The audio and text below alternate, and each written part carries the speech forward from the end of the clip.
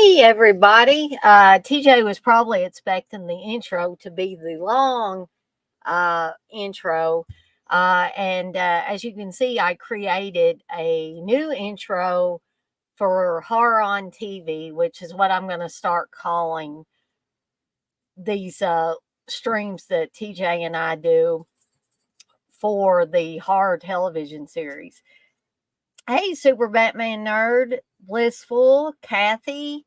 Um, Kathy, you may be disappointed. Usually Jay's not on here with me for these. Usually this is a TJ thing. But if Jay ever wanted to be on, I'd be glad to add him into the mix. So what did y'all think of the new intro? Did you like it? For those of you that were here to see it, it's not very long, about I don't know, about 45 seconds or so. But tonight, once TJ gets in here, like I said, he probably figured that my intro was going to be the long Deadites on Deck intro. And he's here. And I didn't tell him I had a new intro. I just decided to make a new intro to this. And but that's okay. You guys know me. I can BS with the best of them until whoever my co-host is gets on here. So TJ is shocked tonight. So he told me, I think one other time, that he was running out of names to use for this. It's probably a good season, good thing we're on the next to last season of Tales from the Crypt. I just want to remind everybody before I add TJ of what's coming up for the rest of the week. Thursday will be another unnecessary sequel stream, part of Seductive Poison. I'll do the part 2 of that. Anybody that wants to join me can let me know, and I'll be sure to send you the link to be on the stream. If not, I hope you will join me in the chat. Friday, of course, will be another midday with Dana and Jay. I have no earthly idea what the theme's going to be. There may not be a theme. We may just get on here and just talk, which is basically what we do anyway. Oh well, Kathy, that's nice, but I think Jay definitely adds something to any show he's on, and TJ does as well. My co-hosts are always more entertaining than I am on here. So, but thank you though. And then Saturday and Sunday, of course, we've got a couple of watch-alongs coming up, and another movie munchies. So we've got Intruder for Saturday, and that is the Scott Spiegel joint, where you will see a lot of Evil Dead alumni, I guess you could say, are chock full in this film. And January 14th, there'll be Super Batman Nerd's going to be happy about this. It will be Bob Clark's Porky's. So we're going to have a fun weekend. Or I think we're going to. And Sunday will also be a movie munchies. And I'm going to be doing one of my original things that I came up with out of my mostly empty brain, but every once in a while it comes up with some ideas. Because Uncle Bill was talking about Texas Chainsaw Massacre 2, and I was going back and I was watching it, and I remembered that LG, one of the characters in the movie, makes a fry house. He literally makes a house out of fries, and he says to Stretch, he said, "Looky, I built you a fry house." And so I'm going to attempt to build my own fry house using French fries made from a copycat recipe for Five Guys. Again, I don't know how many of you are familiar with Five Guys. I'm sure they don't have them in everybody's neck of the woods, but Steve introduced me to Five Guys. They have great burgers, but their fries, their Cajun fries, are phenomenal. And so, if you ever get a chance to eat at Five Guys, definitely get the fries if you don't get anything else. Super Batman Nerd, you got a quote from Porky's little mother already had a rubber on. Yeah, I remember that line plus a bunch of other things about Porky's. Um, so I'm going to go ahead and add TJ here real quick. Hey, TJ. And I see TJ's got shock and suspense stories behind him, Yeah. which a lot of these episodes were shock and suspense stories, I think, rather than, Tales from the Crypt. Um, The I big know it. difference is they have no narrator. Yeah, so they don't have like the Crypt Keeper or anything else to Yeah, do. only Vault, Haunt, and Tales have narrators. Everybody else has they're just the stories. So we got the Crypt Keeper, the Witch, and what's the other one? Crypt Keeper, Old Witch, and the Vault Keeper. The Vault Keeper. Okay, Yeah, they I didn't. couldn't for the life of me. I couldn't remember what the other one was. I guess they're related. They have the same last name. I don't know. Yeah, that's right. Um, so I think I found in this grouping the first episode I really didn't care for, but we're going to get to that one. It's near the end of this group of It them. has Captain O'Hara in it. No, it's not that one. It's not, Oh, okay. not that one. It's episode 7, in case people are keeping count. Was it too violent for you?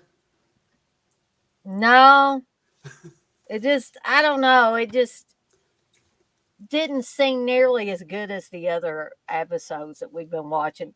I guess I didn't like absolutely hate it. Just wasn't my cup of tea. But the first one that we're going to be talking about tonight, Let the Punishment Fit the Crime. I did like this one, and this did have Catherine O'Hara in it. I thought she was great in this. Kooky. Yeah, kooky and kind of, if you've seen her like in things like Home Alone and stuff, uh, it's kind of funny and kind of refreshing to see her be so vulgar and stuff like she is in this episode. I don't think she was overly vulgar, but it was just a totally different character for her. And so, um, this one, I guess Catherine O'Hara is like the main person that's familiar to me. Is there anybody else that's familiar to you, TJ, as far as actors in the film, Joseph or I mean, Maple in the from show? Sister Act. He plays the priest in Sister Act. Oh, that's right. Yeah. And Peter McNichol from well, he was in the Ghostbusters 2. He was on it. He was on it. He was one of the main characters on Ally McBeal. Um, See, TJ knows more. Like he's more up on this stuff He did than some TV and stuff. I Yeah, am. yeah, that's the only ones I really know anything about. Hey, Jimmy. Jimmy said, "What's up, Dana and TJ?" Hey, So yeah, I'm going to turn it over to TJ so he can kick us off with "Let the Punishment Fit the Crime." so Catherine O'Hara is this lawyer. She's an ambulance chaser lawyer. She gets all the the stupid cases, all the the cases she all the junk cases basically. She'll look for anything you stub your foot on the door and you're going to sue the whole company for your foot breaking, that kind of thing. So I guess the nice way of putting it, she's a personal injury lawyer. Is that the nice way of putting it? I guess. Well, we could call her other things. We could call her a shyster or something, but yeah. So she's in court for. At first, she doesn't. I think she's for a traffic thing because she has a license plate, and it's illegal to have a license plate that has less than 6 characters. It's like I guess it's a government plate or something with less than 6 characters, I guess, which I didn't know was a thing. I guess okay. And she tells the judge, "Look, there's a space in between one of the letters. That makes it count as a character." And Mm-hmm. um, the the judge is sort of like, "No, that's really not the case." But then her lawyer, played by um, Peter McNichol, gets her off the case, and he's like, "Don't worry, I'll get you off." Even though he seems like a really bad lawyer, he doesn't really know what he's doing. He's very not good, to say the least. And he's got weird hair too. Yes, it looks like a wig. Um, Mm-hmm. Very nerdy with the glasses and the bow tie, you know. Um, yeah, so he gets her off, but then she goes to another judge, and it's the same judge, but it's not the same judge. So Uh, basically, she's in for what I figured out, she's in purgatory, and that's the big twist, that she's basically in hell or in purgatory, and she's basically um, going through all this stuff. Obviously she was a not a nice person, shyster type of lawyer, and she's getting punished by all the cases she probably would have taken and got people off for. Um, and then McNichol is just trying to he's just trying to do his job and just trying to get her off, but he's just not good at it. But he keeps trying to get her off, but then things just don't work out for her. Anyway, at the end, we find out that she comes to the last version of the judge, and they're gonna sentence her to a firing squad. And at the last minute, she strikes a deal where she'll, because during the whole thing, McNichol's trying to get her community service. He finally gets it at the end, but community service means that she has to work for the underworld, basically.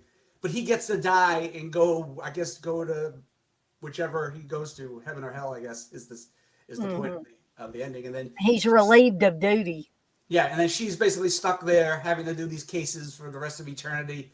And then she sort of has his hair at the end, and she's dressed up in like a suit and stuff like that. It's like it's a goofy, funny episode. Yeah. Yeah, But I liked it a lot. I thought it, some people might not like those goofy twists to it and stuff like that, but I thought it was refreshing because there's not too many of the Tales from the Crypt episodes that are quite that comedic. And so when they have one like that, I think it's fun because then usually what they will do is they'll dip you back into the darker stuff. And there's going to be one that I know somebody talked about. I seen a review of it, and they said it was like really really dark. Oh, and I think it's the one we're getting ready to talk about here in a minute. That it didn't have any really comedic elements to it, and I would have to agree with that. But we'll get to that one in a minute. though this episode does get during the end where she's sort of she's in the stockade Yeah, in a dungeon basically, and all these sort of, I guess, people that she in her, I guess, in when she was alive, she got people off for crimes, and then because of that, these people died because of her getting these people off. yeah, There's a woman who's just all zombie looking and melty and stuff like that, and there's a guy who has a big hole in his chest. yeah. Um, and at the end, there's some good effects. Like there's some good gore effects. There's like a guy with his nose missing and stuff like that. And Yeah, they cut this one guy's nose off. It kind of reminded me of the Quitters Inc. Um, part of Cat's Eye, where James Woods is trying to quit smoking, mm-hmm. and they tell him if you smoke, we'll know it, and he tells him all the things that they're going to do to his wife, his daughter, and everything. And so at the very end of that episode, uh, you see James Woods has quit smoking, and they don't want him to gain any weight. They actually want him to lose some. And they said, well, if I gain a few pounds? Are you going to send, like a firing squad to my house? And he's like, no, we'll send somebody to your house to cut off your wife's little finger. And he laughs like he thinks it's the best joke ever. Goes home and they have dinner with friends of theirs who the husband had done the same thing James Woods had. He went to this place and quit smoking, and they're, you know, uh, doing a toast, and then he sees the other guy's wife is missing part of her little finger there. But that's just kind of what it reminded me of. You're not a very good person. You're gonna be punished. We're gonna take something from you.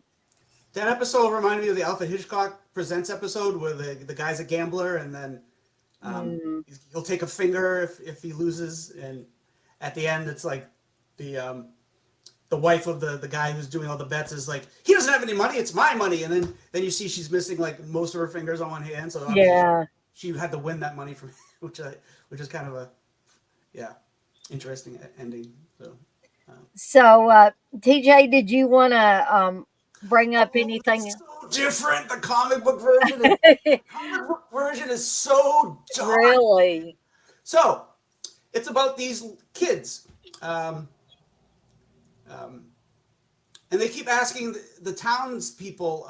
So they ask the undertaker, "What's a funeral? What happens at a funeral?" And then the undertaker tells him that, and then the kids um, build a little coffin, and they start marching down the town street. One of those towns that has one street, Hmm. and they're like, "Oh, aren't they cute? They're doing something creative and whatever." And then we sort of get a flashback where we meet another person in the town, and I forget the exact order, but the kids asked like the teacher, what's what's uh, was it corporal punishment? And the teacher tells them, well, it's this and this and that, and they're like, okay, and then but she's like, oh, they were just goofy kids. I told them to get out of here, and I didn't even think anything of it. And then someone else, oh, we asked about there was like a local lawyer, and they asked him about trials and what do you do in a trial and stuff like that. So we have sort of that setup, and then at the end of the episode, we have a mother's looking for her kid. And she's like, oh, I haven't seen my son. I don't know where he is. Do you know where he is? And they're like, don't they play with those kids? And he like, no, they don't play with him anymore because he stole the doll from one of the girls, and they don't like him now. So one of the things that the townsfolk were asked by the kids is like, what's kidnapping mean? And they said, well, kidnapping is a punishment, a corporal, it's like a punishment of death. So the ending of the story is that they killed that kid because he stole the doll, and they Uh-huh. were burying him. Oh my gosh. That is the That is dark. darkest. I don't know how they went from that to this episode. It's not even close. Yeah, maybe they thought about it and they thought, we got to do something else. We can't. Yeah, people don't like anything with kids being in danger or kids being. Hmm. That's why it'd be interesting if they did like when they finally do the Friday the 13th series that's supposed to be coming out. It's supposed to be the prequel. Hmm. Well, they actually show campers because through the whole series, not a single kid was in danger. Even during Right. part 6, Yeah. Jason was not going to kill those kids. It was not going to happen.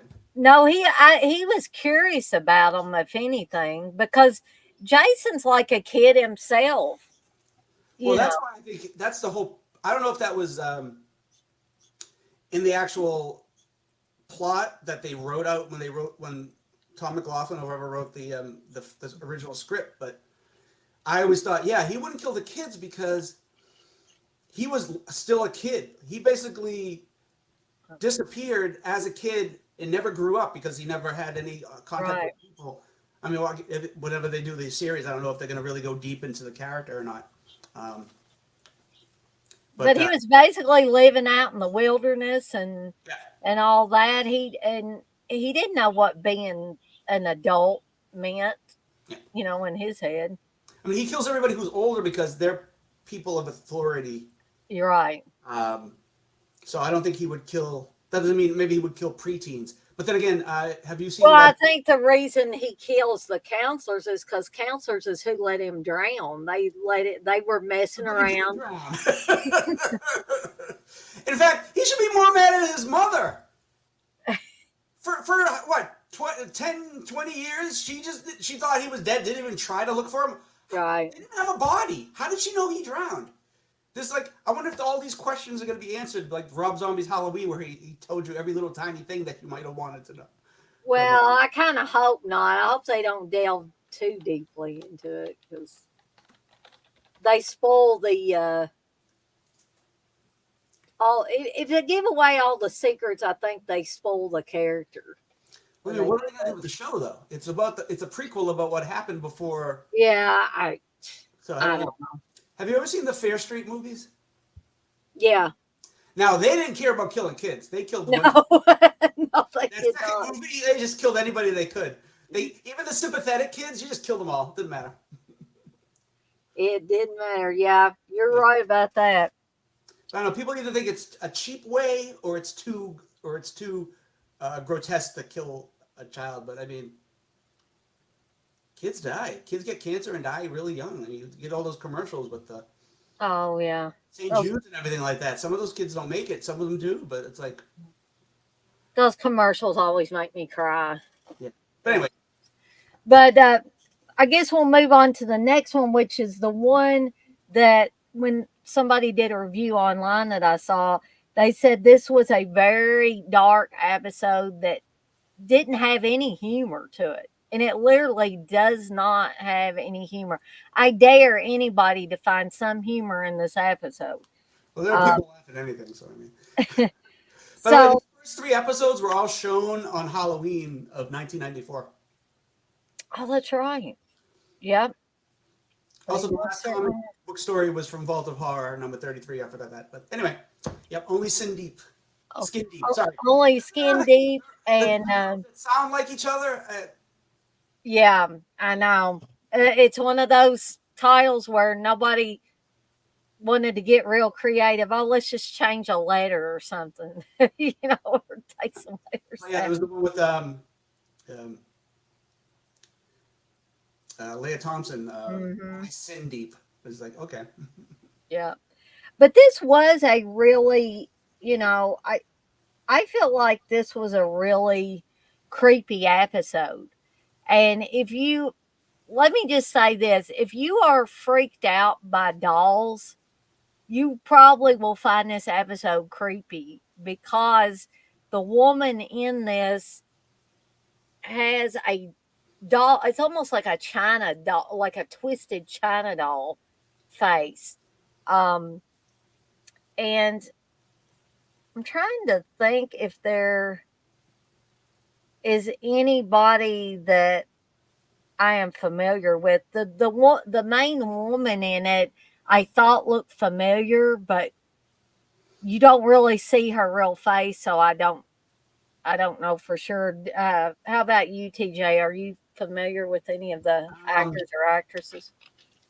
the main guy, Peter Honorati, I know him from stuff. I just can't. Yeah, he looked familiar I too. know he was on a lot of TV. I remember seeing him in a lot of stuff. I just can't think of anything off the top of my head. Um, like he has a small part in Goodfellas, I think, but not really like. Um, he But does a lot of voices. his character is That's basically probably why he didn't get a lot of roles because he's a short guy. he's a dick or an asshole or whatever you want to call him. I feel He's an abusive. He's abusive. yeah, he's very When we abusive. talk about the episode about it starts off. Um, Mhm. But I'm gonna let TJ start talking about only skin deep. This is probably one of my favorite as far as creepy episodes or very dark episodes. so this guy Carl, he's at a Halloween party. He didn't put much effort to his costume. I think he just like has a mask on, basically. Yeah. Um, and a friend of his is like, I told you not to come to this party because your ex is here who you abused and beat up and that kind of stuff. He's like abusive verbally and physically. Mm. Um, so she confronts him and is like, why are you here? And nobody likes you. Get the hell out of here. Drop dead. Get out of here. So he's like, fine, I'll leave. Um, and he goes to the kitchen. He meets up with this woman. And like I said, she has this sort of China doll mask on. It's probably one of those face masks, like she can talk and stuff like that. And she's dressed in sort of leather and like this leather stuff. And he's like, "What are you dressed as?" And she's like, "I'm a body bag. I'm a." I forget what her line was like, rotted something like dying flesh on a Yeah, it was something really. like she's very deep woman. She's very deep and morbid. So he has sex with her like you do, and she takes him to her house, even though she doesn't really like him, but she takes him anyways. And he says to her, "Now that we have had sex, I feel different. I don't feel all this anger and stuff, and I don't feel like hurting people and whatever. And you know." And she's like, "It's a new day," and she's like, "It's like an hour. It's been an hour." Yeah, she was very, Consider that kind of a joke, actually. and at first they didn't want to like give out their names, no strings attached. They were just, We don't we don't want to no connections. She doesn't want to know who he is. yeah. Um, but she sort of knows what kind of person he is. That comes into play later. Um, so she drugs him. We don't know why. He starts wandering around the house and he's seeing things, and we don't know if he's just seeing things because he's drugged or he's actually seeing things. So he comes across. She's sleeping. He comes across this cabinet, and there are like these leather face Yeah. trophies over these little stands, and there's like roaches crawling all over them. It's kind of gross. And he's like, "What the hell is going on here?"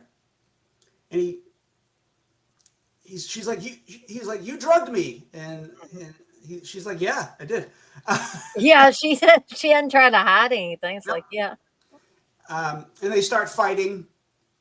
Um, and he grabs her face, and it peels off. And we realize that's not a mask; that's her face. And she tells him, "This is my face. I was born this way." Blah blah blah. And she has like a little hand drill, like a Dremel thing with the saw on the end, like probably used to cut open skulls. You've probably seen those in movies where they have an autopsy. I think they probably like in Reanimator. I think there's like he uses that. Yeah, I'm pretty sure Herbert West uses one of those at one point in time. And Doctor What's His Face, I think he does that too. Oh yeah.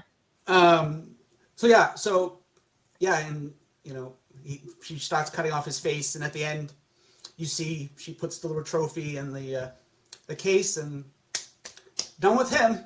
Yeah, ready for the next one. Vigilante woman that uses her sexuality to trap these piece of crap dudes and kill them. And there's some good imagery though. Like I said, when he's sort of hallucinating, like before he opens the thing, there's like a guy standing there with his mouth sort of screaming, but there's no sound coming out, but there's like light and right. And it sort of reminds me of those. There were a certain group of movies at one point in time where every time you would see ghosts or something supernatural, they would go like that. It would be real fast, and it was kind of like that to me, like that time period with movies. And the other thing too that I found interesting, when he was scrambling around her house or her apartment or whatever, he was trying to figure out what her name was. And there were all these medicine bottles, but the name had been scratched off. He went through all her mail and it said occupant or, but he couldn't.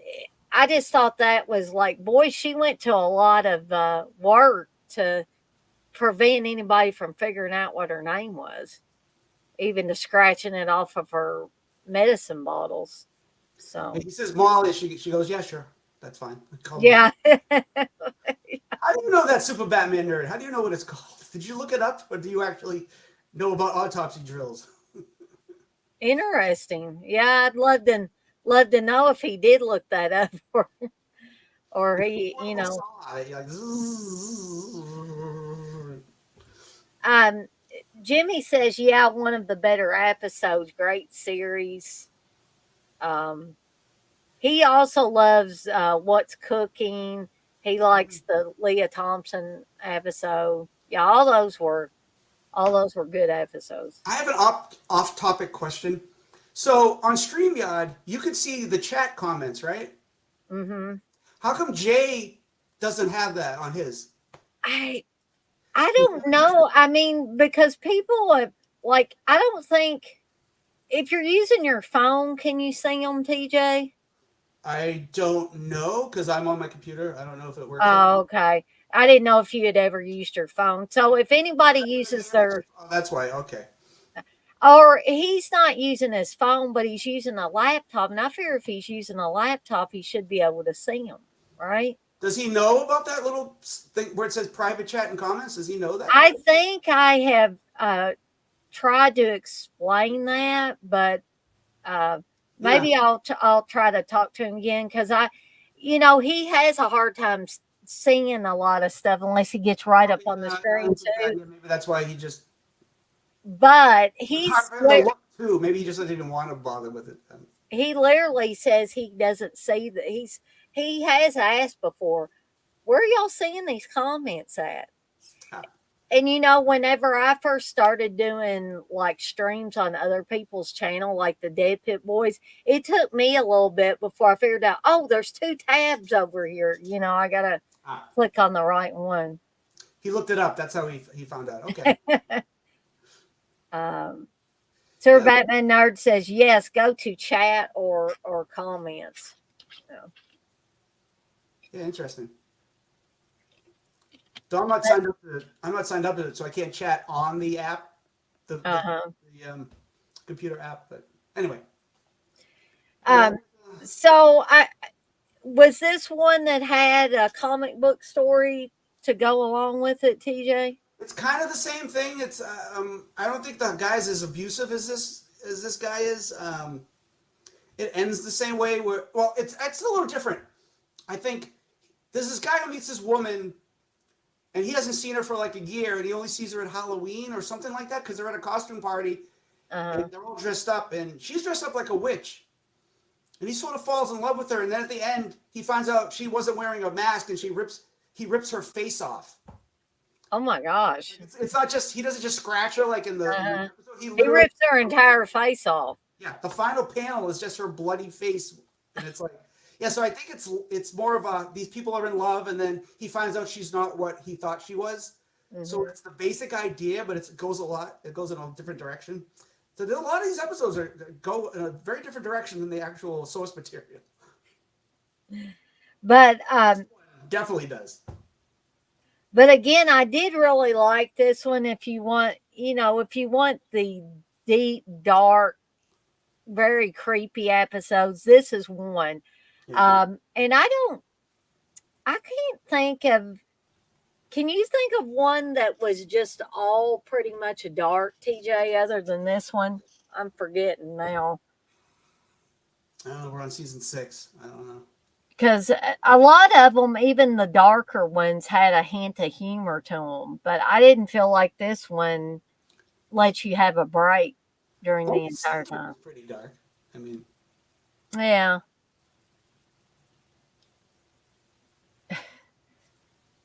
But, so did you want to say anything else about Only Skin Deep, TJ, before we move on to the next one?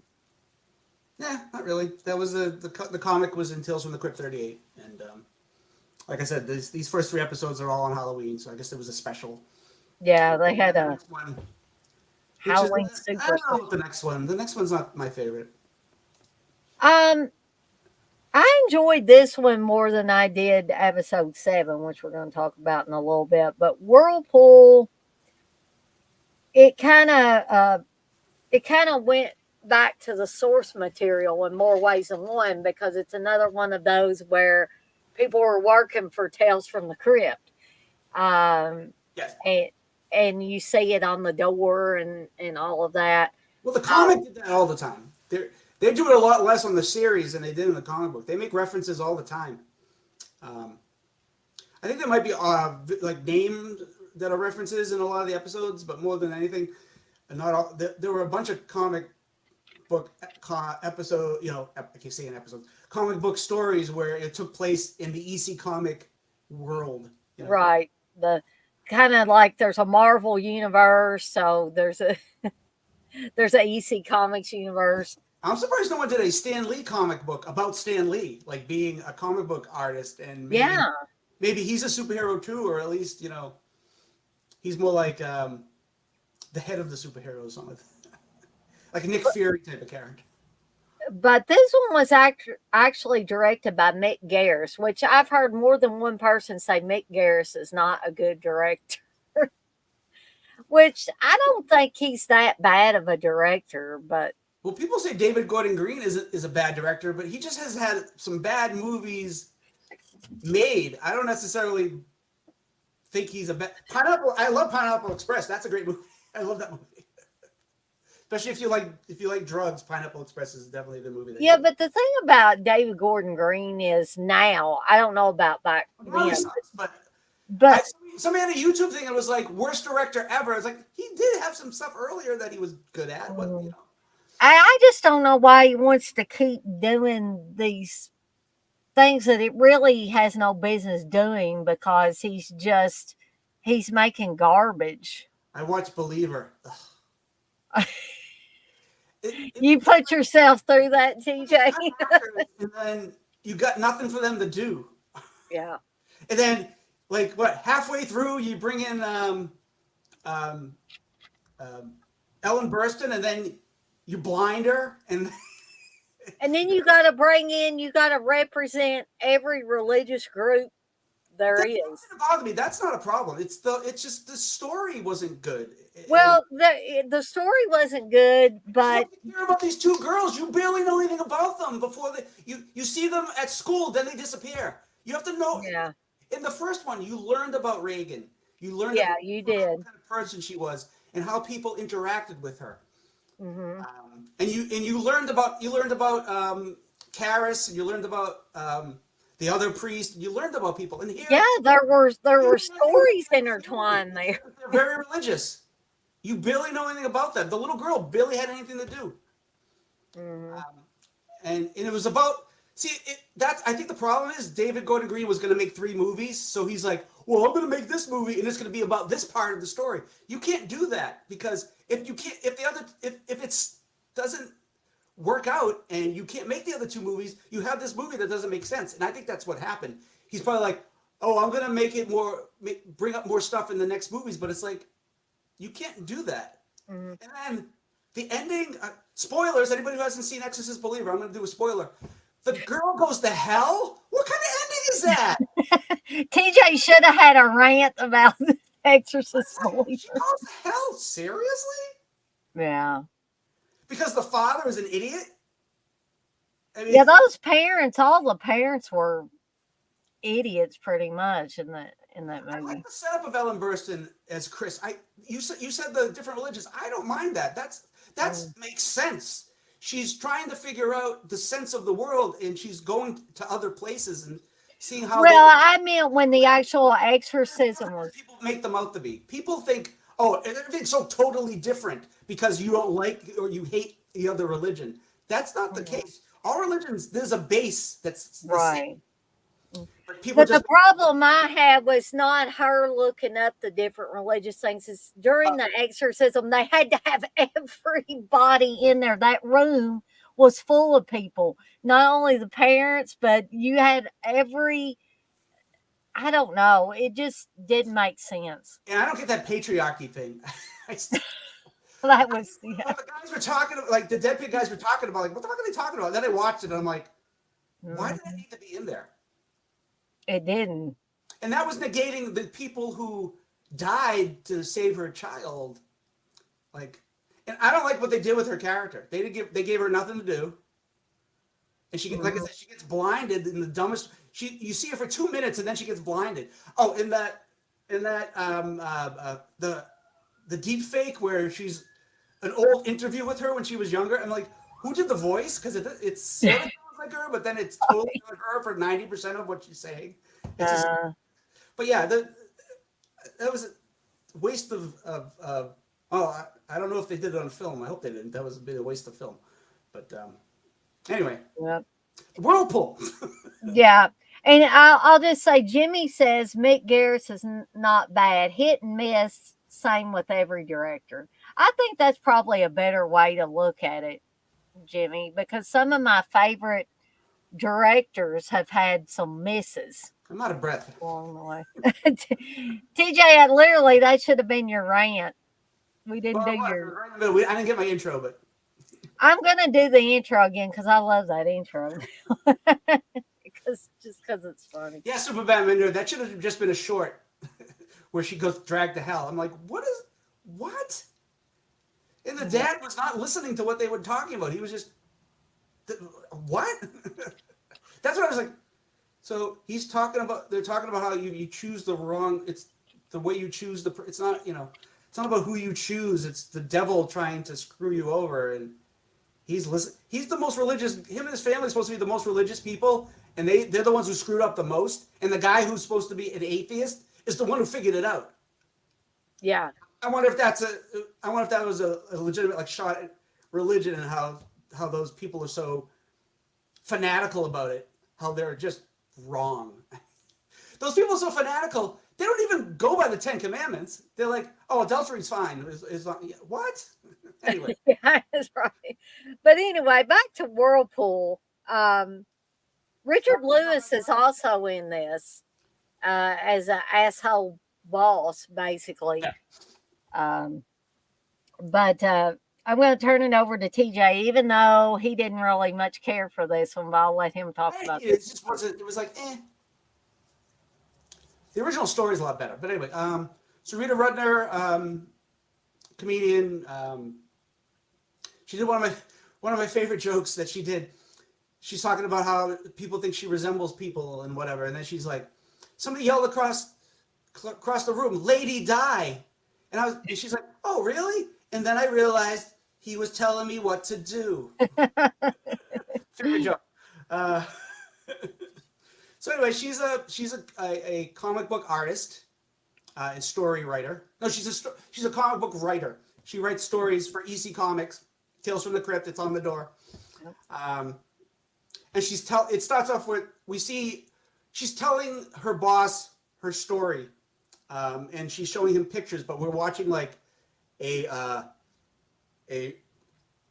like visual version of her story. So we're not hearing her talk about it; we're seeing it. So it's like we're watching a Tales from the Crypt episode during a Tales from the Crypt episode. Yeah, and it's about a woman. I think she cheating on her husband or whatever, and she thinks she killed her husband, and then he's not dead, and he strangles her to death. And comedian Richard Lewis plays her boss, and he's like, "That's a bunch of crap. That's the shittiest thing I've ever seen. It's a terrible story. There's a terrible twist. I hate everything about it." And she's all upset, and she goes home, and she decides she's gonna get her job back by killing him. And she shoots him, and then we find out it's like a Groundhog Day where... Yeah, that's exactly what I thought of Groundhog Day. Yeah, which I think Groundhog Day was like... What year did Groundhog... Like the same time period, right? Like 90s?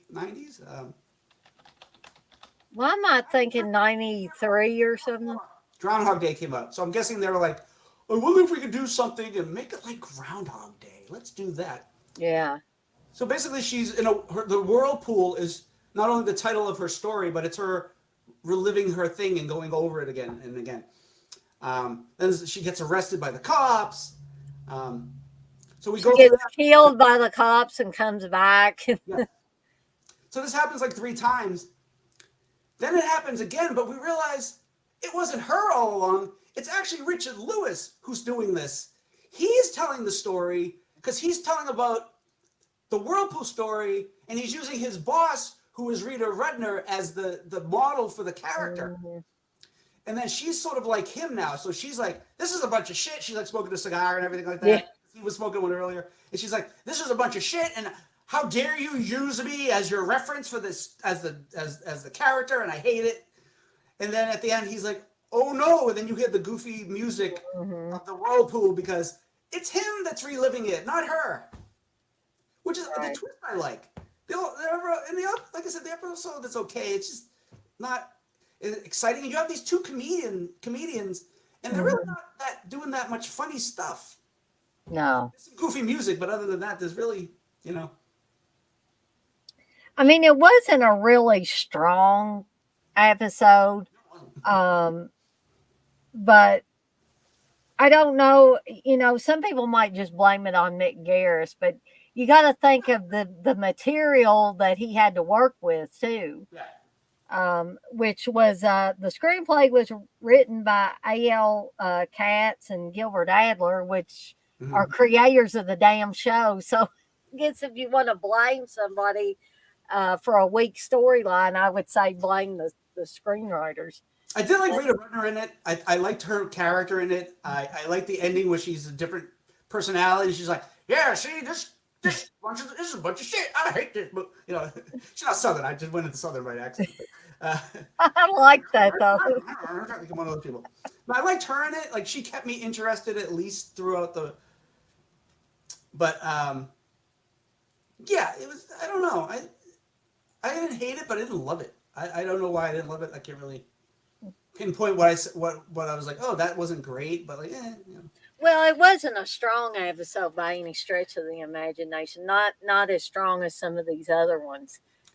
They should have got to the ending faster. I think she should have had a couple of repeats, not three. I think three was too many. Yeah, that was probably overkill for a show that normally is less than 30 minutes Yeah. per episode. Oh, and A.L. Katz is in it, by the way. Oh, is he? One of the did you say Corky Nemec was in it? Yeah, I did see that he was in that Parker Lewis. Yeah, he can't. Parker Lewis can't lose. He's Anybody remember that show? He's one of the guys that works at the office. And he was this. I think that's the same actor. And Mick Garris must have decided to use him for The Stand. Who? Oh, that's right. He plays. I can't remember his name. Shoot, it just went right out of my brain. I remember everybody else. Nadine. Harold. Harold. Yeah. I remember his last name. Yeah, right. It just took me a second, and he's like the Carrie of the movie because in the book, he's sort of fat and yeah, they threw a couple of zits on him, but he doesn't go through a transformation. He just doesn't have zits anymore, and it's like when they make a movie version, it's like they don't want somebody who's not attractive, I guess. yeah. If Carrie was like she was in the comic book, I don't think people see. Carrie in the book is more like the guy we're supposed to be rooting for in Return to Sleepaway Camp. Yeah. Like literally, that would be how she would have looked in the. Yeah. And by the way, I hated Return to Sleepaway Camp. Yeah, well, yeah. But Tommy wouldn't have fallen in love with her if she was fat, and I mean, I don't know. I don't know. I mean, I do like the story that De Palma didn't think that Sissy Spacek was plain enough to play the character of Carrie, and she got pissed off and went home and greased up, put Vaseline in her hair, took all her makeup off, and all that, and came back and said, what do you think now? Chloe Grace Moretz, whatever the hell her name is, she's not unattractive. No. Physically, I think Angela Bettis fit the character more because she's not ugly, but she's very awkward. Her face is sort of like she has a big forehead and she doesn't, I don't know, she doesn't seem happy. But, yeah. Anyway. So how was the comic different from the episode? In the comic, it's a woman who has amnesia and she keeps it's sort of like she's reliving stuff, but it's because at the end we find out that she's really crazy. Mm-hmm. And she's basically I don't know if she's in an asylum. I can't remember exactly, but people are trying to get her well, basically. But she keeps going through these crazy bits of stuff, and then like at the end, she throws herself out a window to escape these people because she's crazy. But then at the end, the because it was a Vault of Horror, the Vault Keeper. I think it was the Vault Keeper. Because that's another thing too. Even though it's Vault of Horror, not every story is from the Vault Keeper. They Right. still have all three narrators. They just trade off on the thing, which is like, why don't you just have the Vault Keeper do all the Vault Keeper episode? Right. But I That don't would know. make more sense, But but anyway, I think it's whoever it is, the Vault Keeper is like, but she wasn't. She didn't really jump out a window. That's her psyche because she's mad. Um. So so yeah. do you think that the episode is better than the comic, or do you No, I think think the that comic book would have been better. I would have liked to see somebody's journey into madness, not knowing whether they're right? crazy or something like that. And in this episode, it's just like it's goofy. Yeah. Like there's people get shot and stuff like that, but it's not like done seriously. And I'm just wondering if they, because of the very dark episode before that, if they thought maybe we ought to, this one will be a little goofier. Yeah. I don't know. Yeah, Jimmy, I don't think she's a bad actress. She's a little odd looking. I am too, so I can say that. Oh, TJ. I'm Italian, so I can do this. None of you all. Anybody else does that, you're in trouble now. I'm gonna do it. So don't do that. No, unless you're Italian. So anything else? Any closing thoughts on Whirlpool before we move on to the No, next but one? that's the last episode of Halloween, Yes, it 1994. is. From and that was also the year I graduated from high school. I had already graduated from high school by the time these episodes were on. Uh, I don't ever remember watching episodes in a group. I always watched them once a week. So maybe I yeah, missed the premiere and I only watched the reruns of these episodes because I've seen these that's episodes. I know well, it, but I don't remember them all being like. I don't remember every opening of every season being 90-minute movie basically. No. yeah. I don't either. You But know, whatever. but that's been a lot of years. I was just thinking these three episodes were after the fall after I graduated from high school. So that's been a lot of years, boys and girls. Yeah, let's not talk about it. It just make me feel old. Yeah, don't. All right. So the next episode, Operation Friendship. Anybody, Friendship, that's the perfect friendship. anybody that has ever had a quote unquote imaginary friend will get that, or get a lot of things that are in this. Not so much the extreme things, but just certain things about having an imaginary friend. Like I had two imaginary friends when I was a kid. And guys, don't laugh. You know what the names of my imaginary friends were? Jamie and Crocky. And I don't know why Jamie's okay. I don't know why I named the other one Crocky. But I blamed Crocodile. maybe they were kids like me though, Okay. and and my mom said that if I broke something, like I accidentally broke my little record player when I was a kid, and I think mom asked me what happened, how did it get broken, and I said Jamie and Crocky did it, so I pushed the blame off on them. They broke the record player. I didn't break it, you know. Like Ursa Minor, the Tales from the Crypt episode. Teddy did it. Daddy did it. But It was you, Dana. You did it. I like this episode. It was a little goofy at times with uh, the imaginary friend just basically going way way out there to the extreme in certain cases. I But laughed out loud at one of the things he did, but I'm very mad at myself for laughing at it. Because they're at a Chinese restaurant and he's making fun of the Chinese people. yeah, yeah, I laughed and I was like, oh no, bad. Don't laugh yeah, at that. That's wrong. Even though I still watch Christmas Story and I still can quote that scene and I'm like, ooh, I shouldn't be, but It's from 1983. Calm down. Anyway. Oh, by the way, the Yeah. guy who directed this directed Revenge of the Nerds 3. So if it's goofy, it's because he's directed that. He directed the Revenge of the Well, Nerds. that definitely makes sense. That definitely makes sense. Um, so I like this one. I had fun with it. Um, the twist is sort of mean spirited, but we'll get to that. Well, I mean, yeah. I mean, yeah. That was the most mean spirited part of it. But I'm going to turn it over to TJ to start talking about Operation Friendship. So Tate Donovan plays Nelson. He's sort of he's like he works at a video game developing company, and he's the smart one who does all the coding and creates all the software and all that stuff. And but they his I don't think the guy is his boss, but he's sort of above him.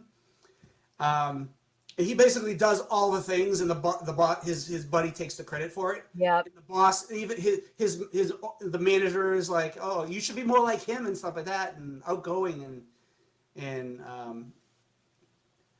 the friend's like, "Yeah, do this thing for me," and he's like, "Well, you're taking all the credit." It's like, I know more people, and I have more friends here, so I can get places, and when I get places, I'll take you with me. And he's Yeah.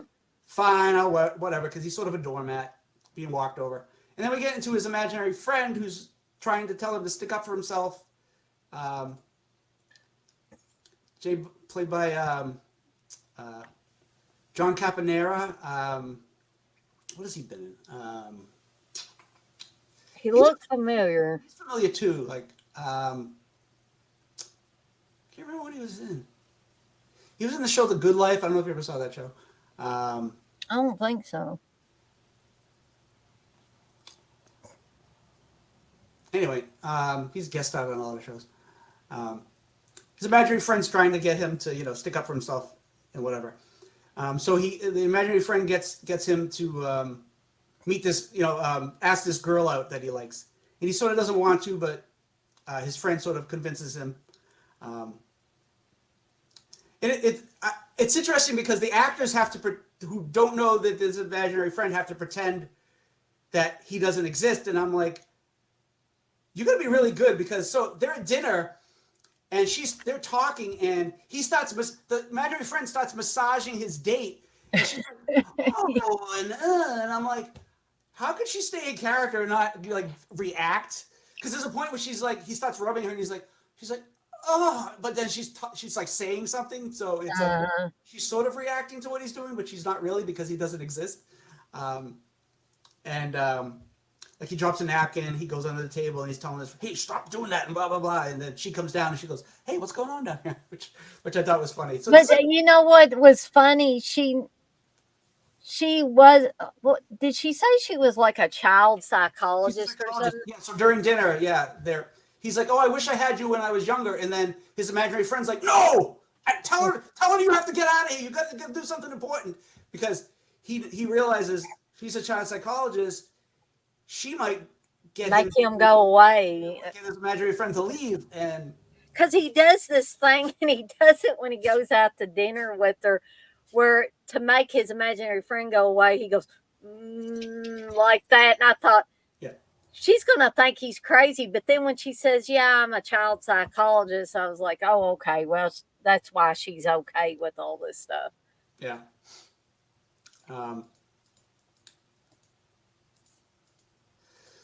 So yeah, and then they have sex, and the imaginary friend's kind of taunting him about everything, and then he has this thing where he's like, "All right, I'm going to get rid of you," and he's like, "No, you're not going to get rid of me," and he brings back memories that he had locked in his subconscious.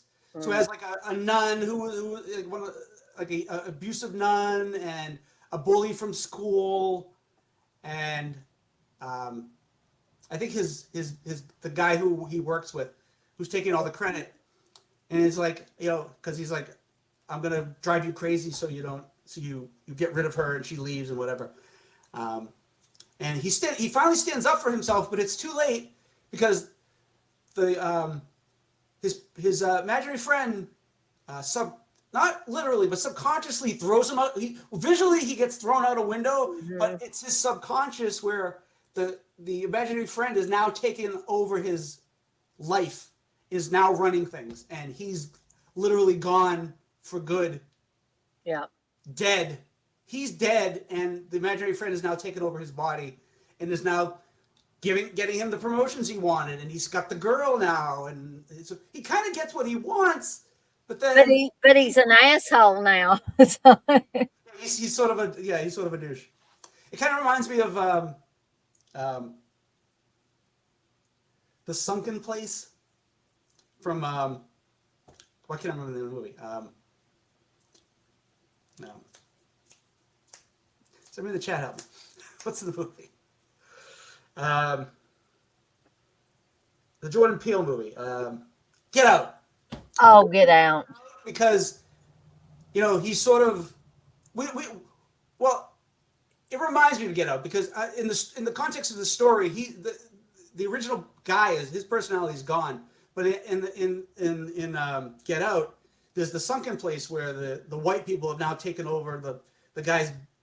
They put the white guy's brain into the guy's body, and now he can only view from afar while someone else is in control of his life, and that's kind of if they had played that up as a scary thing, I think it would have worked a lot. First of all, it would have been a different episode. I like things to be dark. I don't care. I mean, I like this episode. Uh-huh. It could have been done both ways, I think, but it's more like, yeah, it's sort of tragic that he sort of never really stood up for himself until the end, and then he's gone, and now someone else Uh-huh. has taken over his life. Yeah. So anyway, But I did enjoy it, except like the end part. I hated to see, him just become a total asshole and the imaginary friend personality took over. Um, it was almost like, do you remember I think it was the Twilight Zone from the 80s episode. It was the first episode was Bruce Willis on it, and he accidentally from the bar calls his own apartment, and the other part of him picks up the part of him that's got a conscience. uh-huh. So I thought of this was like the reverse of that Saturday episode of Twilight Zone, because in that episode, the good part of the personality wins out and the other one just kind of fades away at the end. And Yeah, this one, the bad part of the personality got to take over. So it wasn't, it didn't have as good of a ending, I guess, or a justifiable ending as the Twilight Zone episode did. But other than that, it was fun, and I would say probably that people that had imaginary friends growing up would enjoy this better than some that did not. mm-hmm. But I could be wrong on that. Um, so what what's the difference between the episode and the comic, TJ? It's about two older men who are friends since childhood. So we see them grow up as friends, and one sticks up for the other one, and they have a great friendship, and they really care about each other. And then one of them falls in love with this woman, and the other guy's like, no, she's stupid, and she's got no class, and she just wants you for your money, and blah blah blah. And the guy's trying to convince him to get rid of her, but through the years they stay together, and then they get married. Meanwhile, one of the guys is a scientist, and the twist is that he takes part of his brain of his friend so he can keep that part and still be friends with that person and play chess with him and whatever. Meanwhile, the other part um, is still with the wife and stays with her. That way he can still have a part of his friend. Hmm. And, which is because it's weird because both parts of the brain that's still in the head in the brain that in the jar, they both are separate personalities, but they're the same person still, which is weird. But Mm-hmm. so it's a really weird, surreal um, story. So yeah, that's the big difference. It's not made into a comedy, and Right. it's more Uh, straightforward sci-fi, type of thing. TJ, this is off the subject, but I kept looking at your Simpsons shirt. Is that one of those horror mashups of the Simpsons? Yeah, it is. It's a coach gag, and they're Yeah. all yeah. I kept looking at it and I was like, The Simpsons looks like it's made out of blood. That's got to be one of those horror mashup That's shirts. but yeah, that Uh, was Operation Friendship. That was a Tales from the Crypt 41 episode. But yeah, which brings us to the next episode, Revenge is the Nuts, which just kind of seems like a weird title for this one. and if you've seen Tales from the Crypt, was it the first movie or was it Vault of Horror? I can't remember. Because this is the same story. Same exact story. Yeah. You don't remember? Oh, see, I thought you would have realized that. Oh. Well, it's been a while. See, I have a weird memory of some things, but then other things I do remember, which is weird. But Well, I do that too. Yeah. I got to read Blissful's comment, though. I had an imaginary brother. We aren't speaking. Because I guess because he was a Kenny G fan. Anyway, um, this says, is it Anthony? How do you pronounce that last name? Zerbe? I don't know. Okay. John Savage is in this one. BB Bash and Isaac Hayes. They're all in this episode. Hello there, childrens. Exactly. It's the chef It's Chef from South Park, who's a who always goes around saying, "I'm going to make love to you, woman," or whatever it was that he said on there. he was a Scientologist. Oh Lord. Yeah, I only. he's dead. It's okay. It's okay. But anyway, I'm not laughing because he's dead, folks. It's just the way TJ said it. He's dead, so it's okay. Um, but this is a kind of odd one. I'm not saying it's a bad episode. It's just odd because there's a shelter for blind people, but it's run by this real asshole who just likes to torture them because they're blind because they can't see. Yep. He'll throw out marbles on the floor or whatever. And so I don't know. I'm not sure why they called it Revenge is the Nuts unless. I'll explain after we're done. Oh, okay. I may know, but I don't know if it's right or not. But anyway, I'll turn it over to TJ so he can start I mean, talking. that's basically the story, and then at the end, he's also tries to rape one of the new girl that. Yeah. So yeah, he's a terrible man. He keep no heat. Everything. One meal a day. Yeah, he barely feeds them, and he has this vicious dog. So the blind people decide they're going to get back at him. They trap him in a room. They don't feed the dog for a while. They build sort of this trap for him where it's like a long hallway that he has to walk down with razor blades. And as he walks down, the room gets closer and closer together, and then he cuts himself trying to get past the razor blades. And after the dog has been like hungry and vicious, they open the door to the enclosure where he's in, and to let the dog in to rip him apart, basically. And that's the story. Yeah. Yeah. It seems like a very Straightforward. short story, short and sweet. Um, So explain to me in detail about the Revenge is the Nuts part, Okay. TJ. So this was in the original Tales from the Crypt movie from 1972. It was called Blind Alleys. Okay. And the original comic book story was called Blind Alleys. Now that was, let's see. Blind Alleys was Tales from the Crypt number 46. Now there's a story in Vault of Horror number 20 called Revenge is the Nuts. And it's not the same story. It's like set in medieval times. Mm-hmm. And there's this like this, I don't know if he's a king or what he is, but he sort of treats his subjects like garbage, and it's sort of the same idea where he doesn't let them, with starving them and not giving them what they need as a people, and he's all up there in his big fancy house where he gets gets all the food and all the luxuries and everything like that, and at the end they kill him.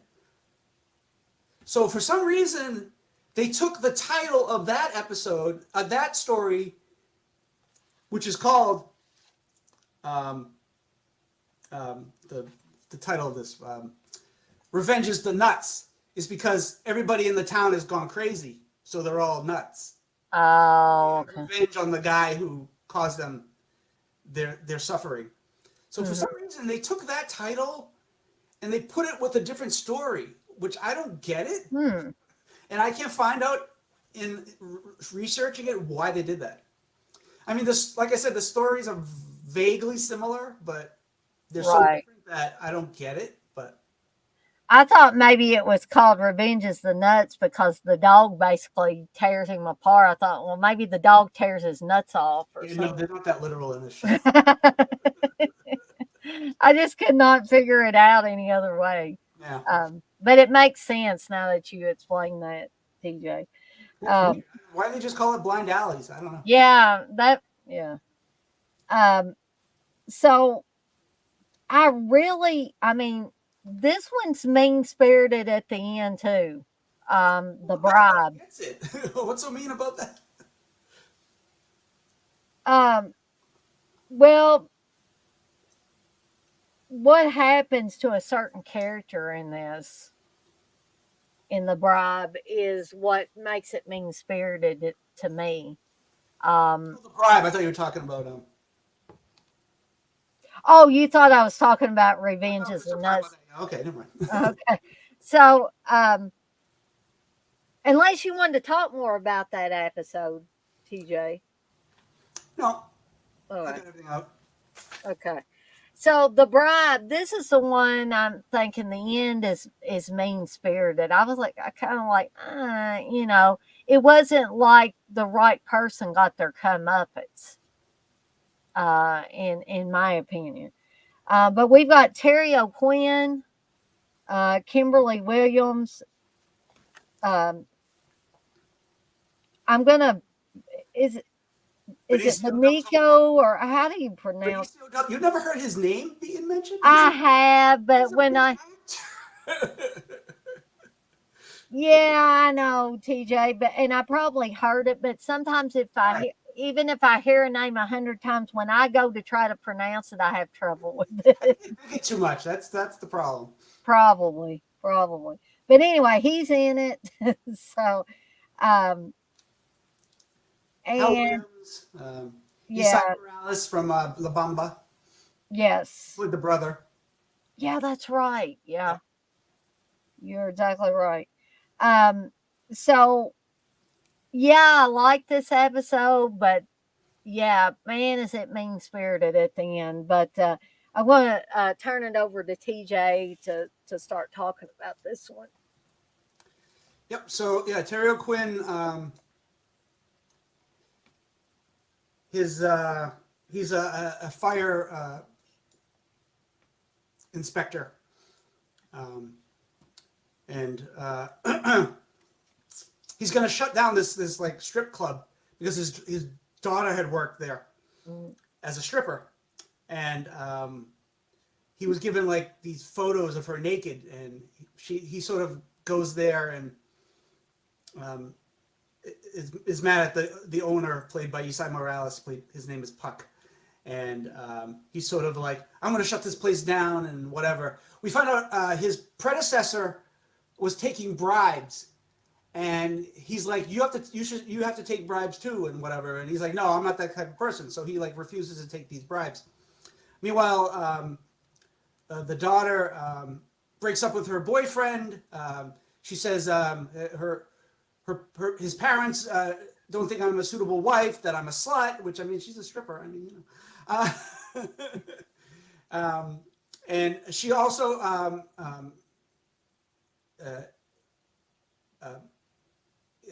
she breaks up with her boyfriend because he doesn't stick up for her, and she gets mad and about they're supposed to get married, and whatever, and she's doesn't have tuition to get into school, so he decides to take a bribe.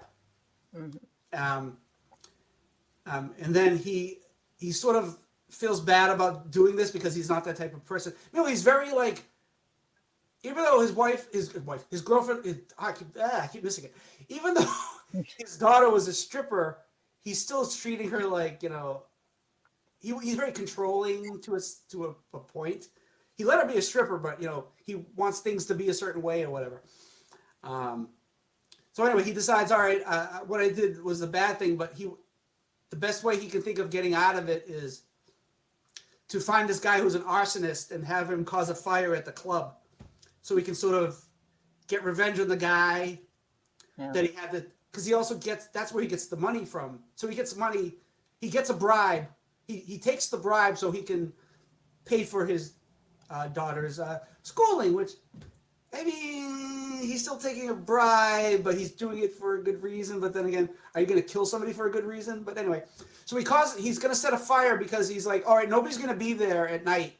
So you set this fire, and I'll be able to go in there, and we'll be able to at least shut down this club. Yeah. My daughter will go back there, and then I can sort of get out of this situation.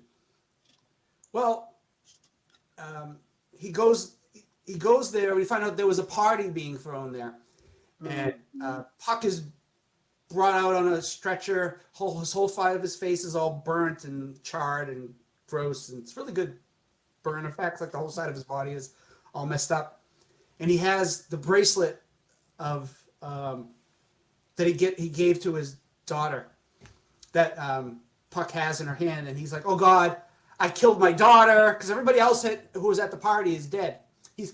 Everybody died because he set this thing up. So he goes back to his house and he shoots himself because he can't live with himself because he killed his daughter.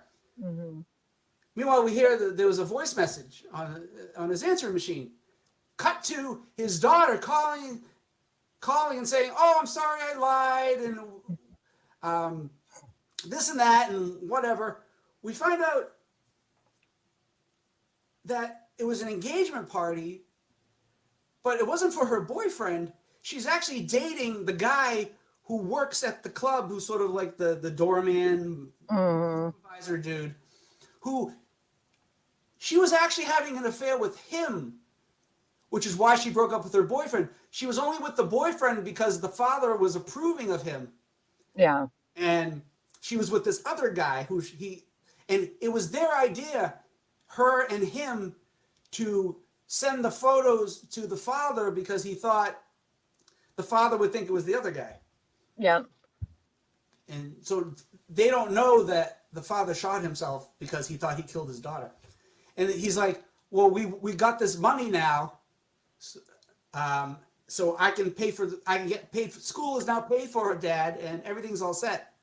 And they're like, oh, and the daughter's like, I guess we should have told him ahead of time. And it's like, oh, it's all right. Maybe we should have stayed at the party later, but whatever. And that's the end of the episode. So I think and she does say something about, did you see my bracelet, or do you know what happened to my bracelet? Mm-hmm. And that's like one of the final things. And then she said, this was kind of mean too. The bracelet was given to her by her father.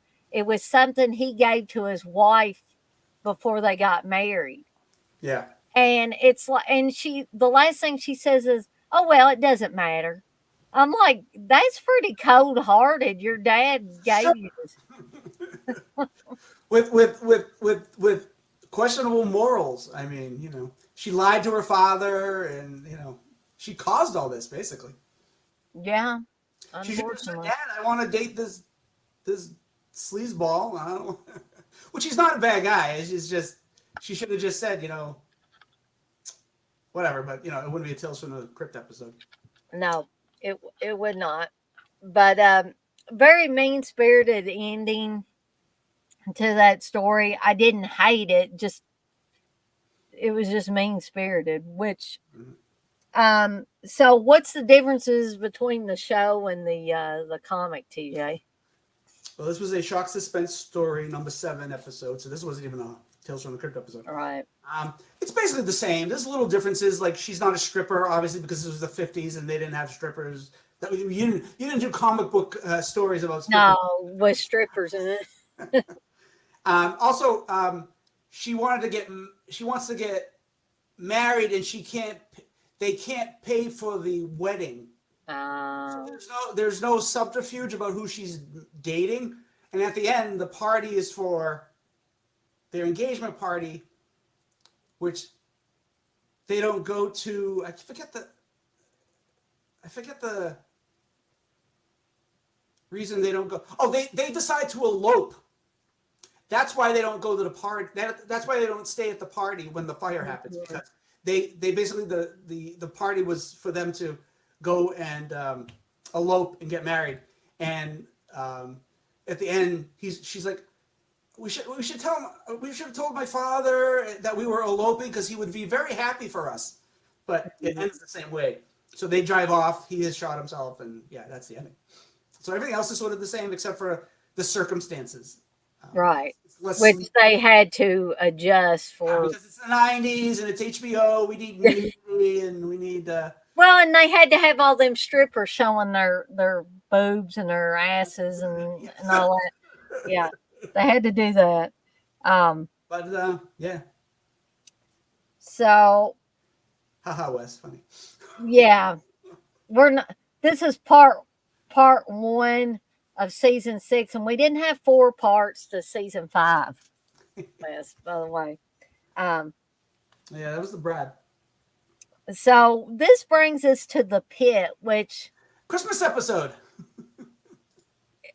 only with the wraparound. The wraparound was fine for this with the crypt keeper in his Santa Claus pajamas and all that.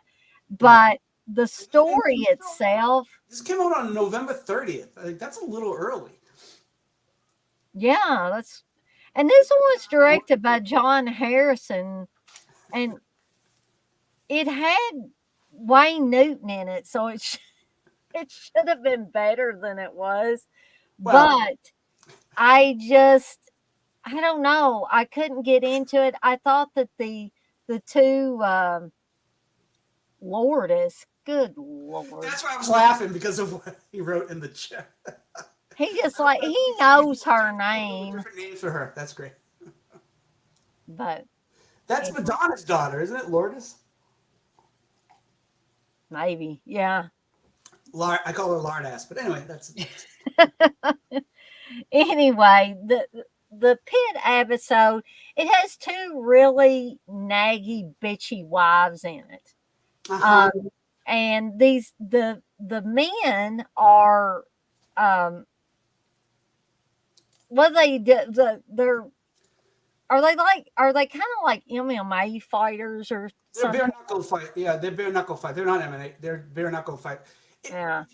If you were a fan of the '90s, like action bare knuckle fighting movies, where like Yeah. the Dragon Wilson and that kind of stuff, you would like this episode, I think. Well, I didn't mind the guys doing the bare knuckle fighting. I just didn't like the women in this. I thought they were just Well, that's too too over the top bitchy. Yeah, I guess you weren't supposed to like them, but I don't like them at all from the get go.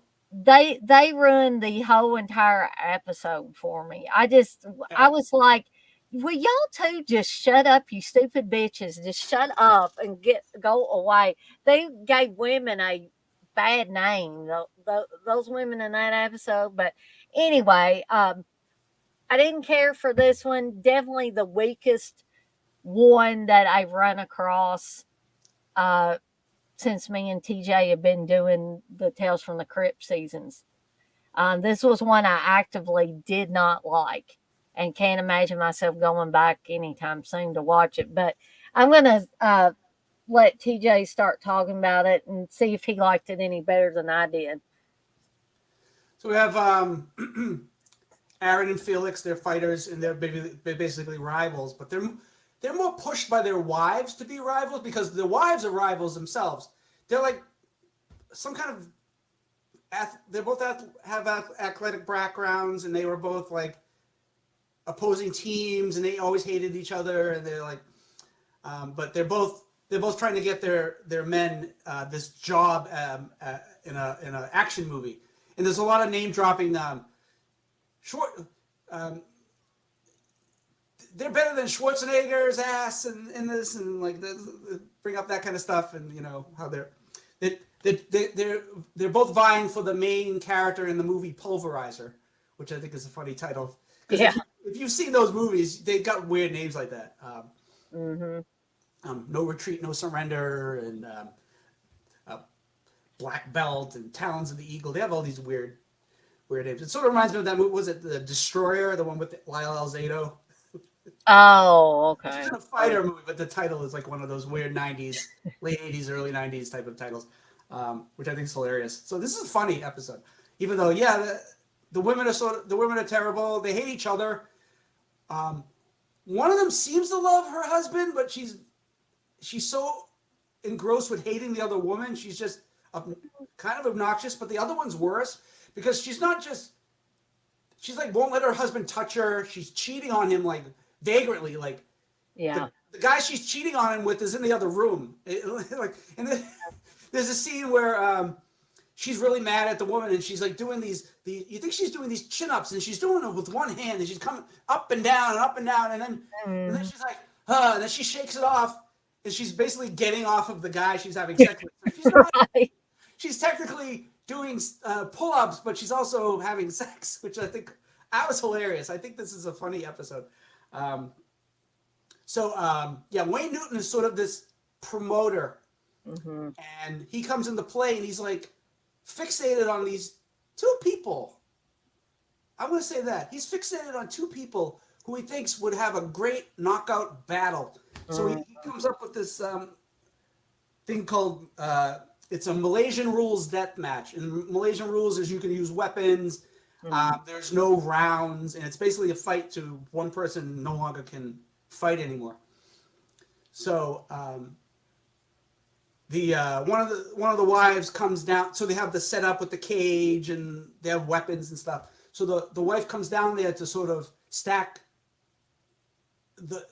it so her husband will be the one that wins, and then the other woman comes down there too, and she sort of has the same plan. She's like, yeah, I came down here because I knew you were going to be down here making things, trying to fix things so your husband can win and whatever. And they start verbally fighting, and then we realize it was a setup.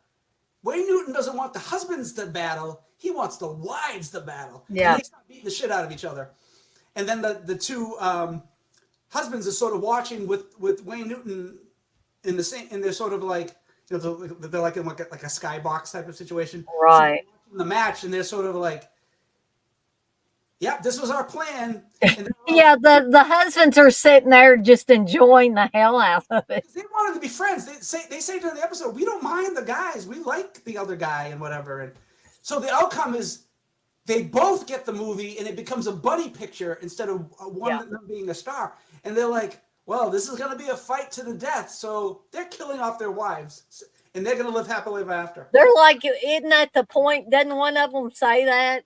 Isn't that the point? He literally says, it's going to be a fight to the death. Wink, wink. So, but I literally think Wayne Newton's character was the best thing about this episode. He's very good at playing like a sleazy promoter. Yeah. I mean, that's what he is basically. Blissful says she loves Wayne Newton. I like Wayne Newton. I mean, I'm not big on like I guess his stage show or anything. I wouldn't go. Yeah, it's not my type of music. I wouldn't go to Las Vegas or something Yeah, like that and just to see him. you don't Uh, like Tom Jones either. Tom Jones is okay, but I never understood what the allure was of Tom Jones. I really don't. All the women wanted to have sex with him. Cassandra Peterson, Elvira, she had sex with him. She talks about him in the book, and he's a narcissistic asshole, according to her. He kind of, unfortunately, he gives off that air. Just like I've seen like old footage of him on stage and stuff, and it's just like he's a sleaze bag. He just gave off that air. He took her virginity, and then she was a young girl, and she thought, oh, he cares about me. Right. And then he was on to the next woman, and he sort of like said, yeah, whatever. And then he met her years later, and he barely knew who she was because he didn't remember having sex with her. Like, wow, what a piece of garbage. I mean, I understand that. Like, like all the Blissful would know this, all the rock stars who had sex with all the groupies in the 80s. Oh, yeah. I'm sure they don't remember. I'm sure Vince Neil doesn't remember a single girl he had sex with during the 80s.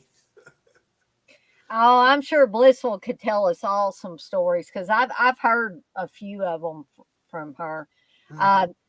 But, Blissful, are you saying Wayne Newton's show is awful when you're sober and watching it? Oh man, that can you name a single Wayne Newton song? I can't. Donkashane or whatever that. Is that one of his songs? Okay. I don't know if that's his song, but that was one he always sang. I don't. Was it Blissful? Okay. She knows about people.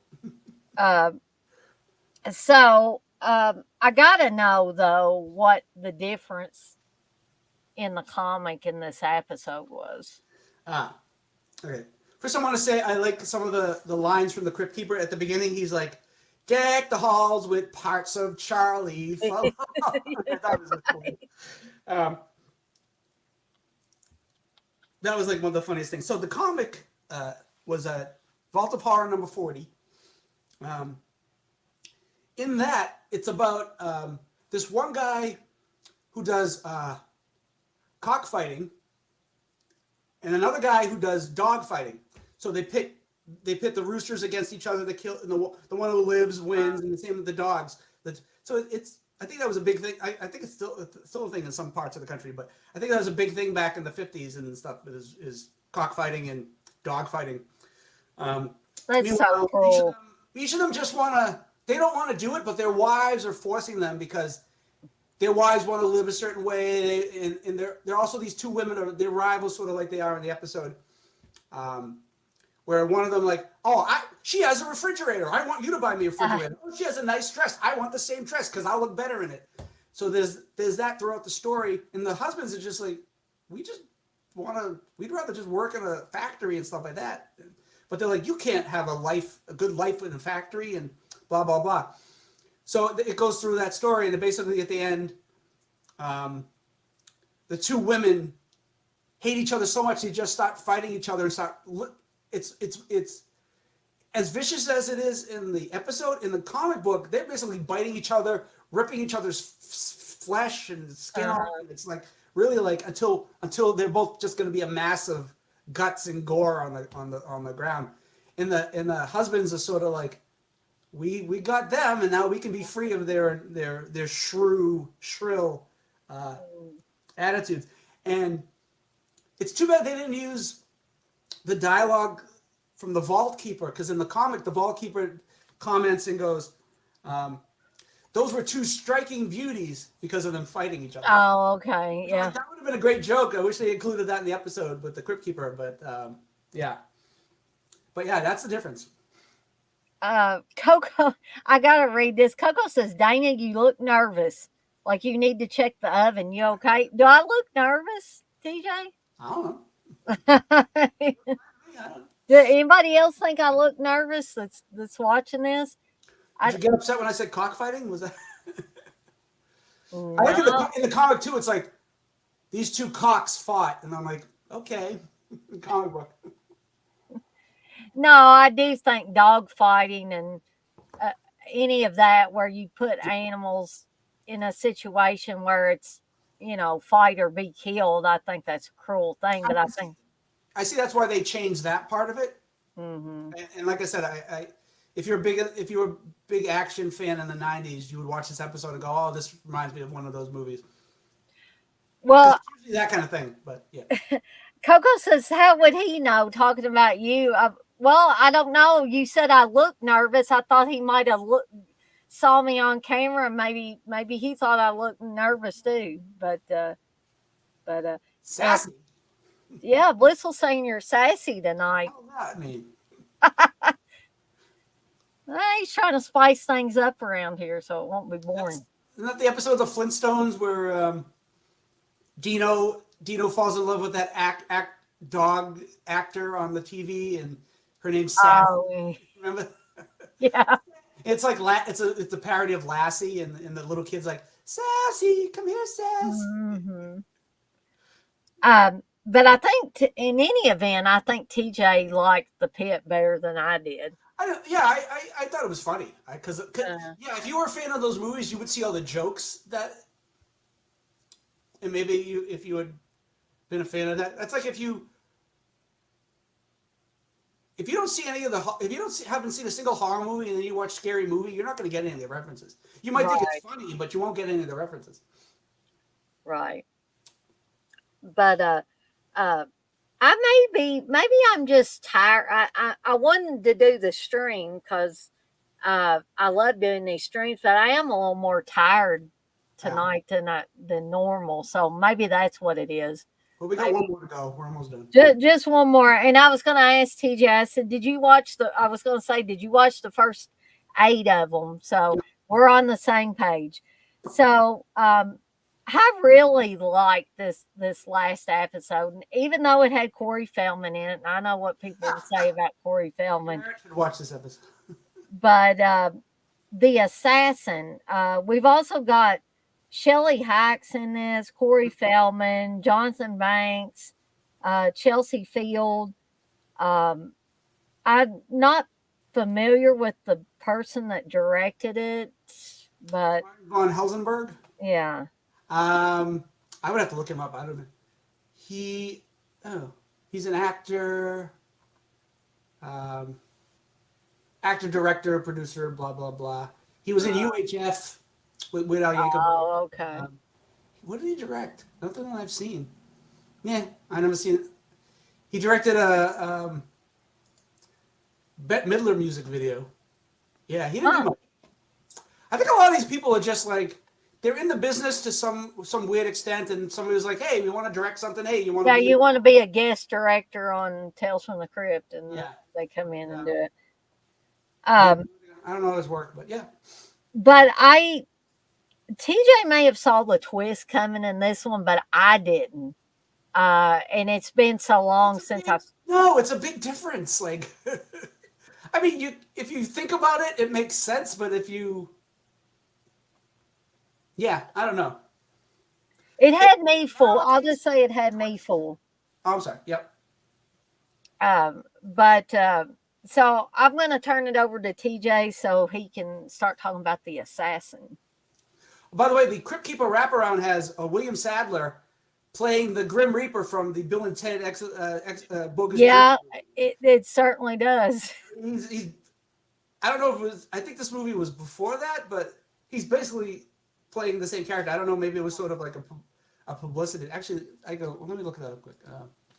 Bill Ted Bogus. Oh yeah, 1991. He definitely was playing Right. the same character, making a guest star because he wasn't he on another Tales from the Crypt episode. I can't remember which one he was on. Yeah, I wanted to say he was. Oh, he was in The Man Who Was Death. He was in the first episode.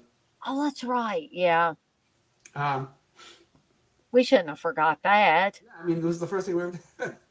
So anyway, yeah, okay.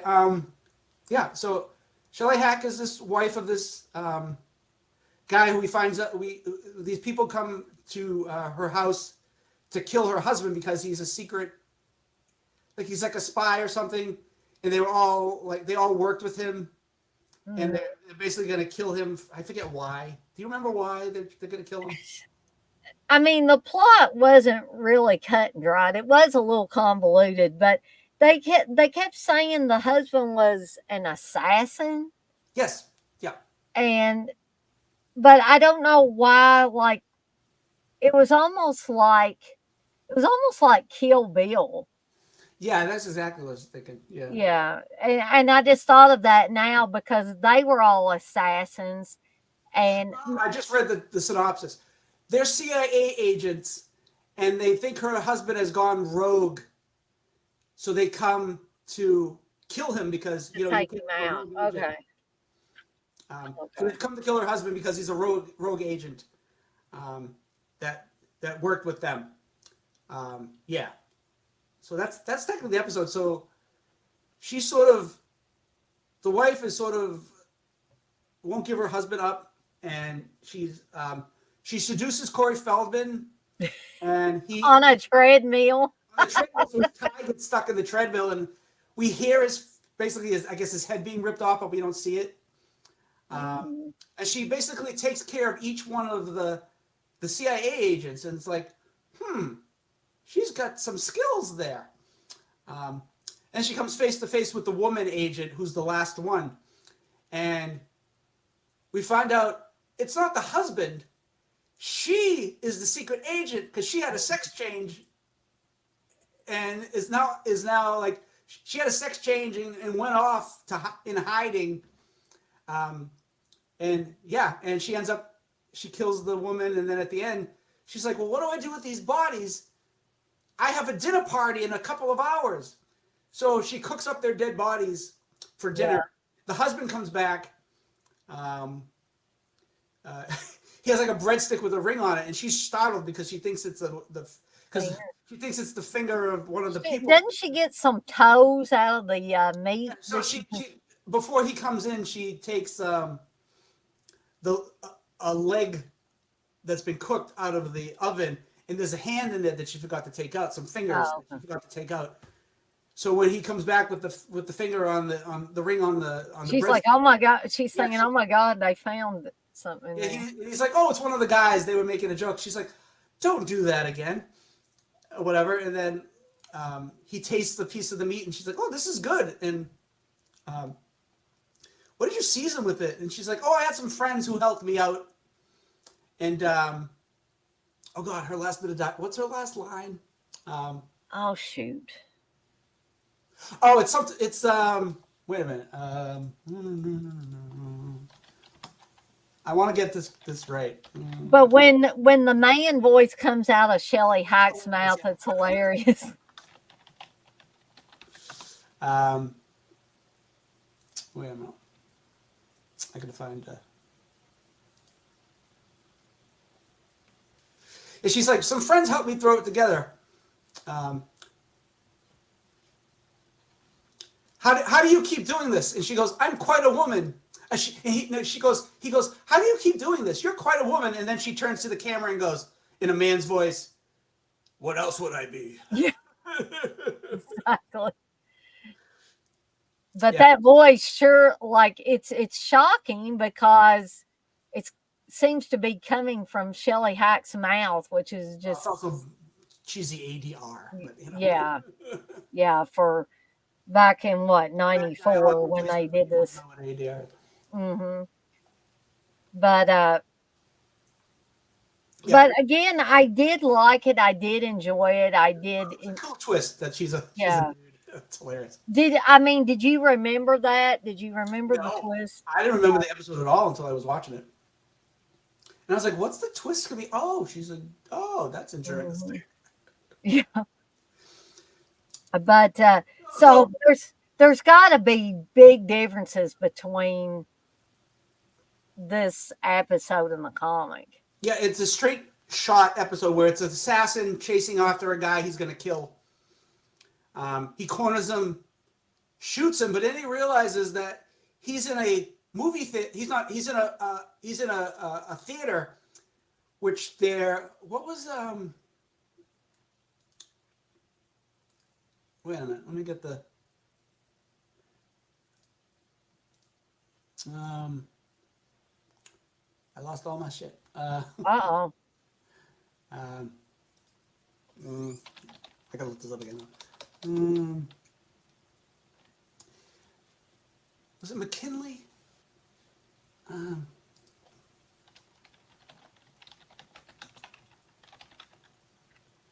oh, okay, it was. So like, all right, so he's chasing after this killer. He's chasing after this. He's an assassin. He's chasing after his mark who he has to kill, and he's eluding him, and he's trying to catch up to him, and he finally catches up with him, and he finds out he's in a theater where the twist is the theater that he kills the. So he kills the guy in the theater, and we find out there's people and they're watching this play going on, and the play is about President McKinley being assassinated, which is the twist. Oh, okay. So, and he's caught, and it's basically it's a very simple story, but it's like a cat and mouse thing, and Hmm. yeah, I don't think there was at least not talked about. I don't think there were sex changes back in the 50s that they would have come up with this story. Yeah, so. No. Or if there were any, they didn't want to like talk about them. Probably. So if you like wokeness, you shouldn't be watching Tales from the Crypt at all because it's a No, no, definitely not. Uh, version of that.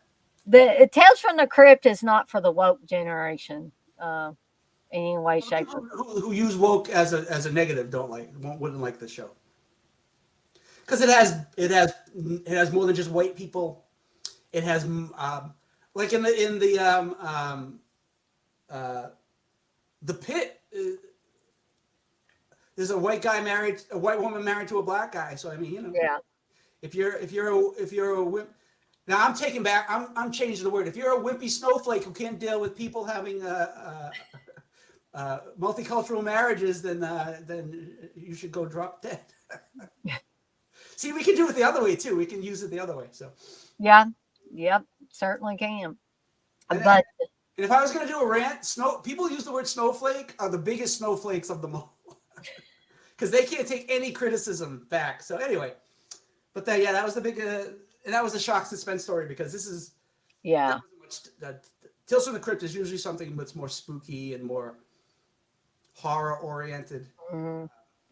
I thought that actually I thought Corey Feldman did a good job in this. Like he wasn't in the episode, but Weirdo. like yeah, he was a goofy kind of sleazy undertone to it. But like when Shelly Hack is like, uh, "Do you want to take me this way?" and she gets up on the treadmill, like She's smart. She's a smart yeah, cookie. yeah, very smart. Um, but yeah, I overall, I thought the episodes were good.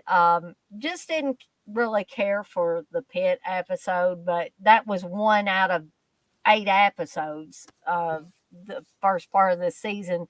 And so next time, barring anything happening, me and TJ will be back to cover the last 7. And then we'll be moving on after that to the final season of Tales from the Crypt, which is season 7. And dang it, I noticed that the guy that has all the rest of the seasons in 4K, they look really, really good on YouTube. Yeah. He doesn't have the last season. And I was like, damn, you know. So I guess I'm going to have to go back to, either a less than stellar version of it on YouTube or drag out my DVDs. But Well, the guy who I got a lot of the comic book um, episode, stories from that I was looking at watching his YouTube. He's only up to season. He just started season 5, so I actually had to scour the oh, internet, and you saw I started buying some of the comics. So I've been having to go. Oh well, I gave him credit, but but I'm like, all right, I'm gonna have to do them on my own now, which is it's fine. I get to use my brain at least. I'm like, you use yeah, your research skills and yep. all that. Uh, but I did want to ask TJ while I've got him on here, if when we finish Tales from the Crypt, and I know we've talked about some others, but what I was thinking is why don't we cover a show that's still ongoing? And I was thinking of the Creep Show Uh-huh. series. Would you be willing to do Sure, if you want. streams on that? Because I just bought the first season, and I think they're up to like season 4 or 5. I think. I think season 4 just started or something like that. I can't. Yeah, I I've only watched a handful of episodes, so these will all be new to me for the most part. Well, that might be a good thing. We'll get a like a completely fresh take because I got behind on watching them, and I pretty much watched the first season and a handful of the second season, and then I just kind of it wasn't because I didn't like it. I just time got away from me, and I kept forgetting to watch the episodes. Um, the one episode, I'll just be upfront that I watched that I didn't like, and I think that was in the first season. Is the man in the suitcase? I hated that episode. That's one of Oh, the 2 episodes I've watched. I watched the one with Adrian Barbeau, yeah, and I watched the suitcase one. Yeah. but we'll talk about that more after we finish up Tales from the Crypt and we dig into these. That one reminds me of the episode of Monsters with the toilet with the finger in the toilet. It kind of reminds me of that episode a little bit. Oh, It's the about the body movie, the parts. moving finger. I like that Yeah. because that was based on a Stephen King story. Um, Well, I'm glad. Yeah, I'm glad you said that one because I was watching some episodes of Freddy's Nightmares because I found it online. Those episodes aren't good. The they really aren't, but they were shot like on VHS videotape, like they were mm, shot on video type of thing, and it kind of takes me out of it because it looks kind of cheap.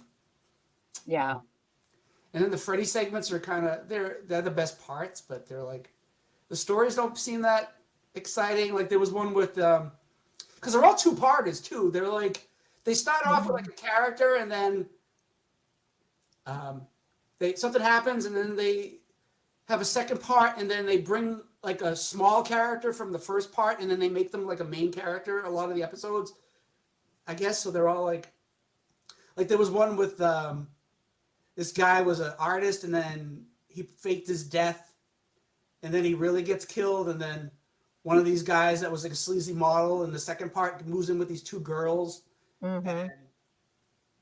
um, they want to get rid of him because they don't want to live with the guy, but then he thinks he's sleazy and then he gets a friend of his to pretend to rob the place so the girls will think they need a guy to live there and feel safe, and then he ends up a guy ends up breaking in and shooting him, and they think it's a big joke, and then they realize they shoot the criminal, and then they realize that that wasn't his friend, and they're both dead on the and it's a Oh yeah, I mean that the idea is good, but the episodes just don't seem that great. I mean, yeah. Sort of thin, maybe almost transparent. Not a lot of meat to them.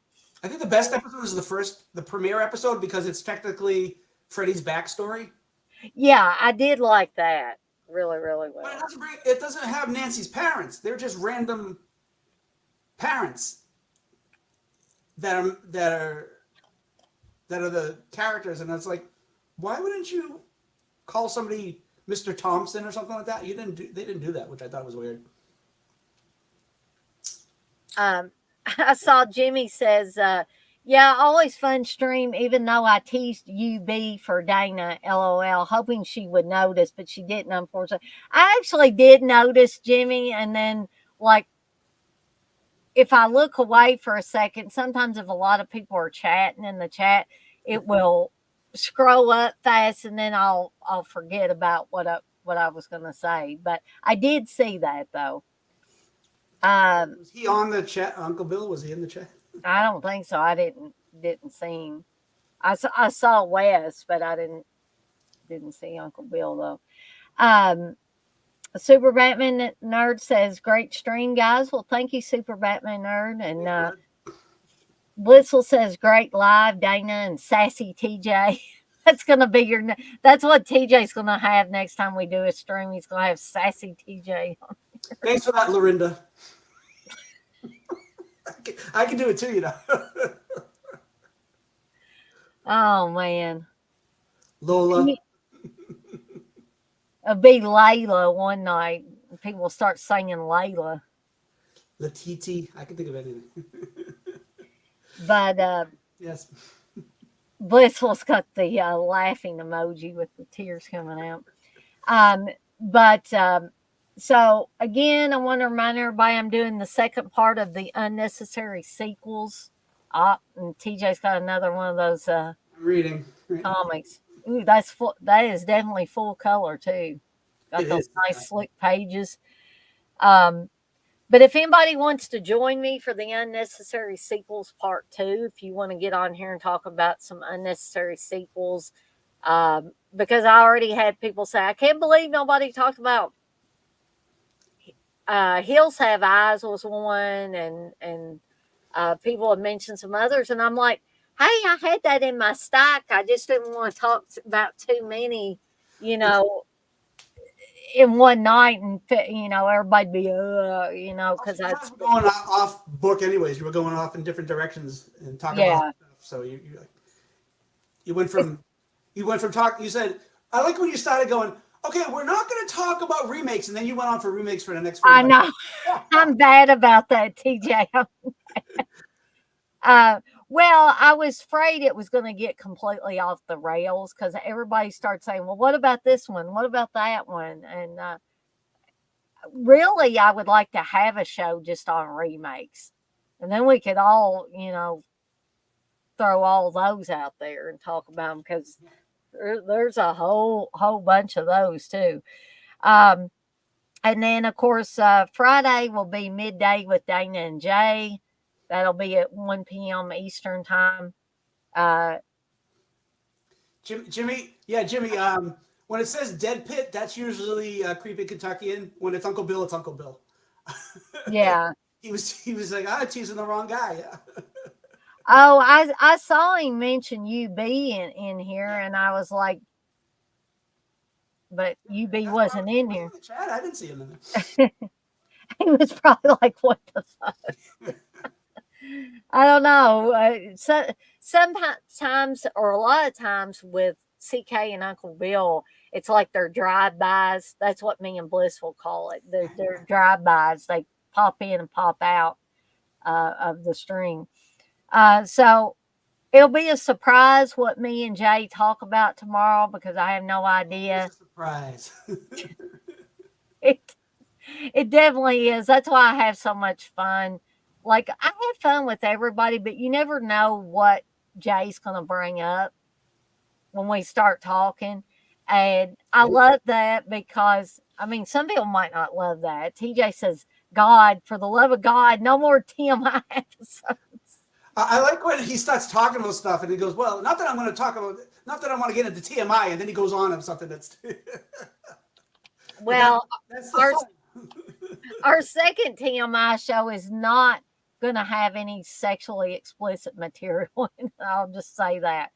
Um, and then yes, TJ's breathing a sigh of relief there. And also, we got the watch alongs coming up for Intruder and Porky's, and a movie Munchies for LG's Texas Chainsaw Massacre 2 Fry House. I'm going to attempt to make a fry house. And I wish y'all could have heard the conversation between me and Steve. I was just seeing what Steve would say. I say, I said, what do you think of me like putting a line of ketchup between each row of the French fries? He said, that's gross, Dana. Use toothpicks. And I said, well, ha. I said that's one on you. I said, LG used toothpicks on at least part of it if you watch the movie. I just wanted to see what he said about the ketchup. Um,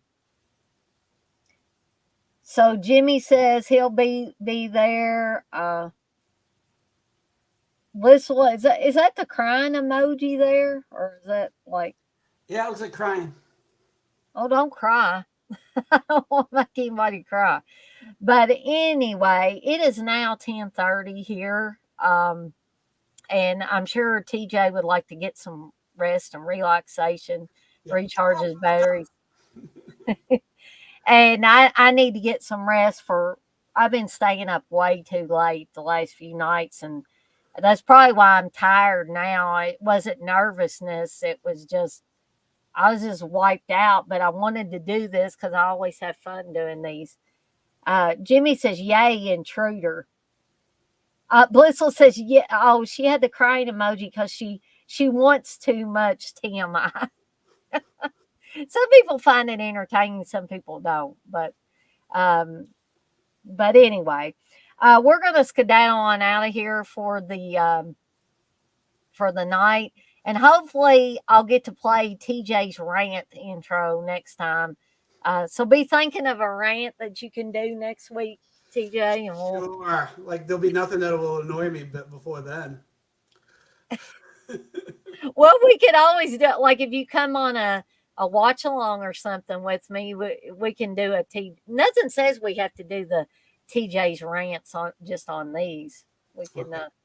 we can do it anytime. So I want to thank TJ for being in here with me tonight to Thank you for having me. navigate through these episodes, and thanks to everybody. I think this was probably our biggest crowd that was actually watching it because we had like 15 or 16 people in here at one time. Usually, more people watch it on the replay than actually watch it when we're doing live, Hmm. which is okay. But today we had a big group. Um, so I want to thank everybody for being in the chat tonight. And so I'm going to say good night to TJ Hasta luego. and good night to the chat. And we'll see you next time.